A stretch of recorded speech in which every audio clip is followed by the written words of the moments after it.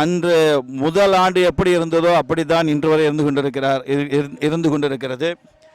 புரட்சித் தலைவருடைய விசுவாசிகள் மட்டுமல்ல, ஒட்டுமொத்த தமிழ் சமுதாயத்தினுடைய 8 கோடி மக்களும், உலகத்தில் வாழக்கூடிய 10 கோடி தமிழ் நெஞ்சங்களிலும், திராவிட சமுதாயத்துடைய நெஞ்சங்களிலும் புரட்சித் தலைவர் எம்ஜிஆர் என்றுமே வாழ்ந்து கொண்டிருக்கிறார்கள். எம்ஜிஆர் வாழ்ந்த காலத்திலிருந்து ஏழை எளிய மக்களுக்காக வாழ்ந்தவர். சக்கரை கட்டி ராஜாத்தி என் மனச வச்சுக்கோ காப்பாத்தி, சந்தன கட்டி மேனியிலே நான் சாஞ்சிக்கவா சொல்லு மகராசி.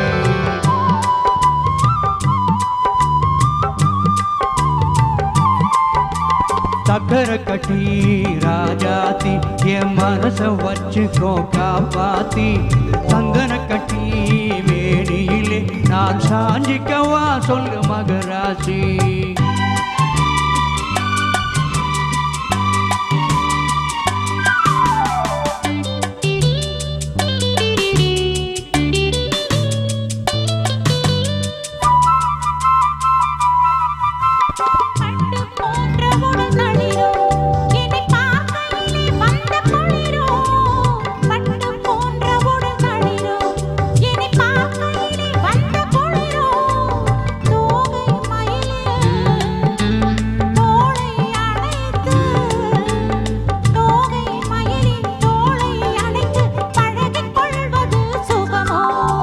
தொட்டுக்கொள்ள விரல் துடிக்கும், விழிதூர போக சொல்லி நடிக்கும். தொட்டுக்கொள்ள விரல் துடிக்கும், விழிதூர போக சொல்லி நடிக்கும். ஆடை மயக்கும் பாடை சிரிப்பில், ஆடை மயக்கும் பாடை சிரிப்பில் ஆசை பிறந்தது எனக்கும்.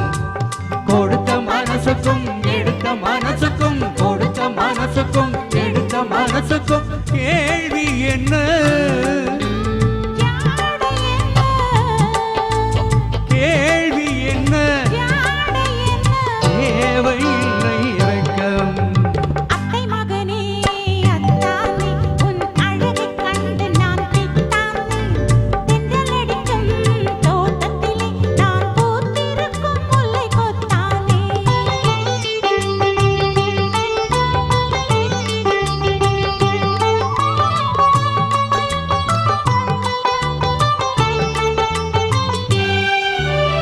உறவை சொல்லி நான் வரவோ, என் உயிரை உன்னிடம் தரவோ. உறவை சொல்லி நான் வரவோ, என் உயிரை உன்னிடம் தரவோ. ஆடை மயக்கும் பாடை சிரிப்பில், பாடை மயக்கும் தீரும் வரைக்கும் வாரி கொடுப்பேன் வாவா.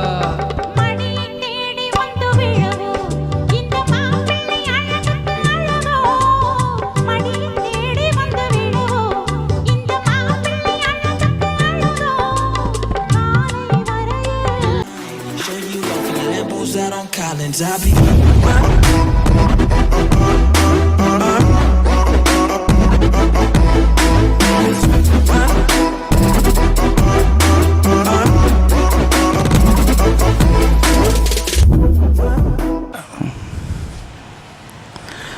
சென்னை தமிழ் ட்ரெண்டிங் நேயர்களுக்கு எனது மனமார்ந்த நன்றியினையும் வாழ்த்துக்களையும் தெரிவித்துக் கொள்கின்றேன். பேரன்புமிக்க பெரியோர்களே, பெருமைமிகு தமிழ் பெருமக்களே, புரட்சித் தலைவரின் இரத்தத்தின் இரத்தமான அன்பு உடன்பிறப்புகளே, எங்களை வாழ வைக்கும் தெய்வங்களாம் தாய்மார்களே, உங்கள் அனைவருக்கும் எனது முதற்கண் நன்றி கலந்த வணக்கத்தை தெரியப்படுத்திக் கொள்கின்றேன். இன்று நமது புரட்சித் தலைவர் அவர்கள் நம்மை விட்டு பிரிந்த ஒரு துக்க தினமாகும். இது நினைவு தினமாகும். ஆனால் இந்த நினைவு தினத்தை நாங்கள் பெரும்பாலும் அனுசரிப்பது கிடையாது. ஏனென்றால் அவர் இறந்து விட்டார், நம்மளை விட்டு மறைந்து விட்டார் என்று நானல்ல, அவருடைய கோடிக்கணக்கான பக்தர்கள், பித்தர்கள், விசுவாசிகள், ரசிகர்கள் யாருமே நம்புவது கிடையாது. இன்று வரை அவர் நம்மை விட்டு பிரிந்து 34 ஆண்டுகள் ஆகிறது. 34 ஆண்டுகளாகவும் 34 ஆண்டுகள் ஆகிவிட்டது. 34 ஆண்டுகளாகியும் அன்று முதல் ஆண்டு எப்படி இருந்ததோ அப்படி தான் இன்று வரை இருந்து கொண்டிருக்கிறது. புரட்சித் தலைவருடைய விசுவாசிகள் மட்டுமல்ல, ஒட்டுமொத்த தமிழ் சமுதாயத்தினுடைய 8 கோடி மக்களும் உலகத்தில் வாழக்கூடிய 10 கோடி தமிழ் நெஞ்சங்களிலும் திராவிட சமுதாயத்துடைய நெஞ்சங்களிலும் புரட்சித் தலைவர் எம்ஜிஆர் என்றுமே வாழ்ந்து கொண்டிருக்கிறார்கள். அவர் விட்டு சென்ற பணிகளை நாம் தொடர்ந்து செல்வதற்காகத்தான் இன்று நாம் அவர் போல வேஷமிட்டு கூட உங்கள் முன்பாக நாங்கள் பேட்டி அளித்து கொண்டிருக்கின்றோம். இந்த அவர் உடையிலும் அவர் எண்ணத்திலும் செயலிலும் அவரை நாம் மறந்துவிடக்கூடாது என்பதற்காகத்தான் உங்கள் முன்பாக நான் இப்படி தோன்றி உங்களுக்கு நாங்கள் பேட்டி தந்து கொண்டிருக்கின்றோம். புரட்சித் தலைவர் நம்மிடத்தில் விட்டு சென்றது என்ன? அறிஞர் அண்ணாவுடைய கடமை, கண்ணியம், கட்டுப்பாடு, உழைப்பு, அவருடைய நல்ல ஒழுக்கம், விடாமுயற்சி, உழைத்து வாழ வேண்டும், பிறர் உழைப்பில் வாழ்ந்திடாதே, சிரித்து வாழ வேண்டும், பிறர் சிரிக்க வாழ்ந்திடாதே என்ற உயரிய தத்துவங்களை எல்லாம் நம்மிடத்தில் தந்துவிட்டு சென்றார்கள்.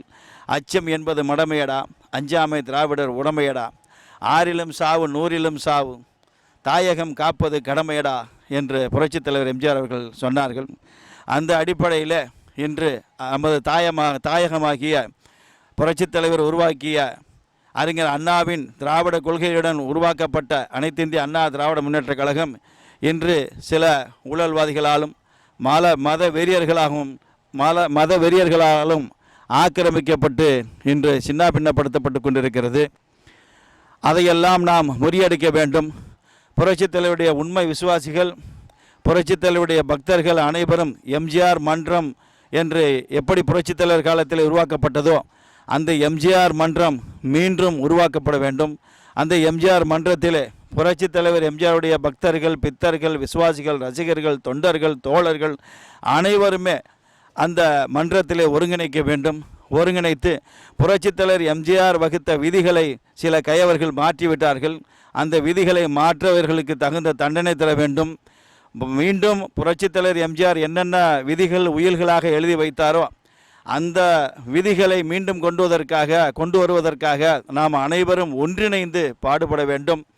அனைத்து இந்திய அண்ணா திராவிட முன்னேற்றக் கழகம் சில மத வெறியர்களால் ஆக்கிரமிக்கப்பட்டு விட்டது.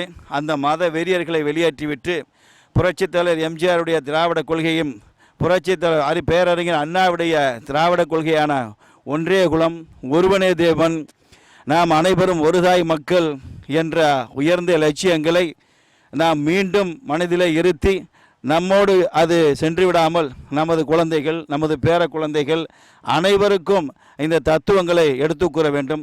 நமது இயக்கத்திலே, நமது நாட்டிலே, குறிப்பாக தமிழ்நாட்டிலே ஜாதிகள் இருக்கக்கூடாது, மத வெறிகள் இருக்கக்கூடாது, மத பேதங்கள் இருக்கக்கூடாது, அனைவரும் ஒரு தாய் மக்கள்தான் என்பதுதான் அனைத்து இந்திய அண்ணா திராவிட முன்னேற்றக் கழகத்தினுடைய லட்சியமாக, கொள்கையாக எடுக்கப்பட்டது. ஆனால் இன்று ஜாதி தலைவர்களால் ஆக்கிரமிக்கப்பட்டு விட்டது.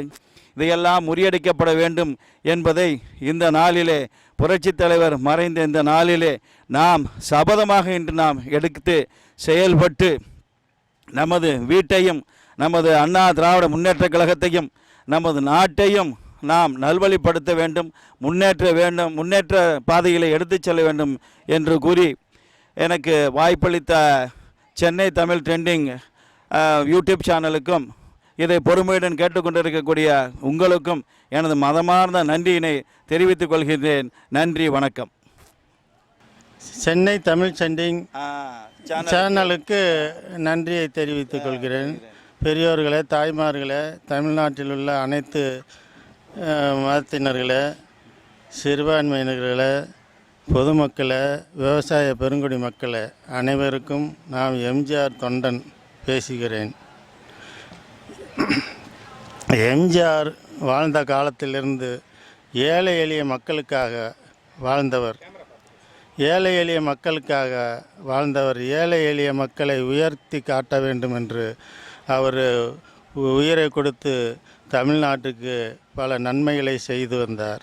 இப்போது தற்சமயம் நம் எம்ஜிஆர் நம்மளோடு இல்லையே, இறந்து விட்டார் என்று யாரும் கவலைப்படவில்லை. ஒவ்வொரு பொதுமக்கள் உள்ளத்திலும் எம்ஜிஆர் குடிகொண்டு உயிரோடு வாழ்ந்து கொண்டிருக்கிறார். அப்படிங்கிற எண்ணத்தை மனதில் வைத்து மக்கள் அனைவரும் வாழ்ந்து கொண்டு வருகிறார். மீண்டும் எம்ஜிஆர் ஆட்சி மலர வேண்டும், எம்ஜிஆர் ஆட்சி வர வேண்டும். தமிழ்நாட்டுக்கு ஏழை எளிய மக்களுக்கு உதவி செய்ய பல விஷக்கிருமிகள் உருவாகியுள்ளது. அதை ஒழித்து கட்டிட்டு எம்ஜிஆர் ஆட்சி மீண்டும் ஊழலற்ற ஆட்சி அமைக்க வேண்டும் என்று அன்போடு பொதுமக்களை கேட்டுக்கொள்கிறேன். வணக்கம். புரட்சித் தலைவர் எம்ஜிஆர் அவர்களது 34வது நினைவு தினத்தன்று லட்சக்கணக்கான அதிமுக தொண்டர்கள் புரட்சித் தலைவரின் விசுவாசிகள் திரளாக அஞ்சலி செலுத்தி கொண்டு இருக்கிறார்கள். அந்த வகையில் நாங்களும் எங்களது அஞ்சலியை செலுத்தி இருக்கிறோம்.